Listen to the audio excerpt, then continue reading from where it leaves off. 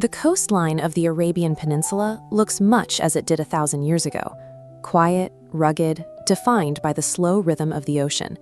But beneath these ancient cliffs, the water is churning against the massive steel hull of a modern commercial oil tanker. This chart compares the daily energy flowing through this narrow passage to total global consumption. Every single day, 20 million barrels of oil and 20% of the world's liquefied natural gas, or LNG, natural gas that has been cooled to liquid form for ease of transport, squeeze through this exact spot. Or at least they did.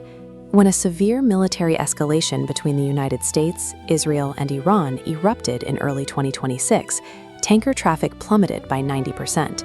Almost immediately, the global price of Brent crude oil surged past historic resistance levels. The global energy market operates with a very thin margin of surplus. When this 20% flow is removed, the resulting supply shock travels through every major industry, revealing how much modern trade depends on the physical dimensions of this single natural bottleneck. The Strait of Hormuz connects the Persian Gulf to the open ocean. At its narrowest point, the water separating the coast of Iran from the tip of the Omani Peninsula is just 21 nautical miles across. Looking at a map of the shipping routes reveals the traffic separation scheme. This is a regulated maritime routing system designed to manage heavily congested waterways. It forces the world's largest ships into navigable lanes that are strictly 2 miles wide in each direction, separated by a 2-mile buffer zone. Because the strait is so narrow, those shipping lanes fall entirely within the sovereign territory of either Iran or Oman. Global superpowers cannot simply build a detour around the Arabian Peninsula. The physical geology of the region dictates the routing of global commerce, forcing the world's navies to operate strictly within the bounds of local jurisdictions. Because these territorial waters overlap, the question of who actually controls the movement of ships has created a decades-long dispute in international law. The United States operates under the framework of UNCLOS, or the United Nations Convention on the Law of the Sea, an international treaty that establishes guidelines for businesses, the environment, and the management of marine resources. Under this framework, the U.S. claims the right of transit passage, which guarantees that all vessels can navigate through the strait continuously and without permission. But Iran and Oman rely on an older legal framework, the 1958 Geneva Convention. They argue the strait is governed by the right of innocent passage, a concept allowing coastal states to demand prior authorization before any foreign military vessel crosses their waters. In early 2026, diplomatic backchannels attempted to resolve the growing crisis, but neither side would yield their interpretation of maritime law, transforming a dispute over legal definitions into a live-fire standoff. International laws often fail to prevent conflict when they do not map neatly onto unavoidable physical geography. Iran recognizes the constraints of this geography and uses it to wage asymmetric warfare. A single, low-cost naval mine or a swarm of fast attack boats is highly lethal when deployed against a massive, slow-moving commercial oil tanker that has no room to maneuver. But an adversary doesn't actually need to physically barricade a waterway to shut it down. They only need to trigger an economic closure.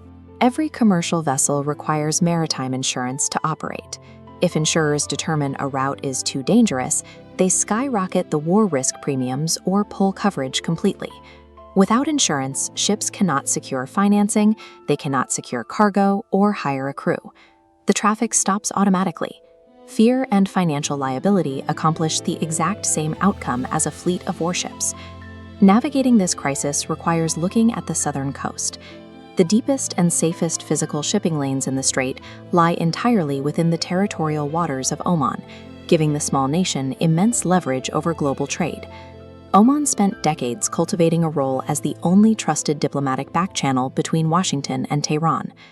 During the height of the 2026 crisis, Sultan Haitham bin Tariq maintained the only functioning line of communication between the opposing military forces. Every ceasefire proposal among Western and Gulf capitals relies entirely on Omani facilitation and strict neutrality. Control over a critical 21-mile stretch of water grants a nation with fewer people than Brooklyn a level of diplomatic power that rivals military superpowers. The blockade triggered immediate upstream supply chain freezes. Iraq, entirely dependent on the strait to export its crude, was forced to shut down production.